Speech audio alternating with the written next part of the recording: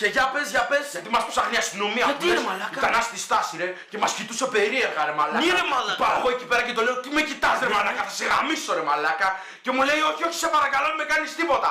Δεν ήθελε ρε μαλάκα, του βγάζω μια τόπλο μαλάκα, τον πατάω μια στα πόδια και μετά εκεί που ήταν κάτω τον πατούσα από κέντρια μέχρι να πεθάνει. Του σπάσα όλα τα δόντια και πέθανα από μοραγία μαλάκα. Α, το μουνό πάνω ρε μαλάκα. Και τώρα μας ψάχνει η αστυνομία ρε φίλε, εμένα και τον Μπράτβα εδώ πέρα. Και ρώτα τον μαλάκα μέχρι και αυτός τον βάρισε. Τι τον έκανες? Ναι ρε μαλάκα, αφού δεν είδες που τον πατούσα εγώ μπουκετήρια και του σπάσα την κοιλιά ρε μαλάκα.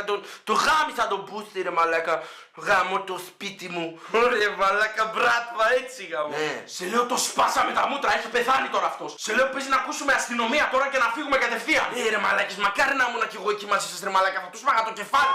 Ο μαλάκα αστυνομία, τι φύγει, φεύγουμε, Μπράτβα, πάμε, φεύγουμε, σύμβοη, τα λέμε, σας καλύπτω.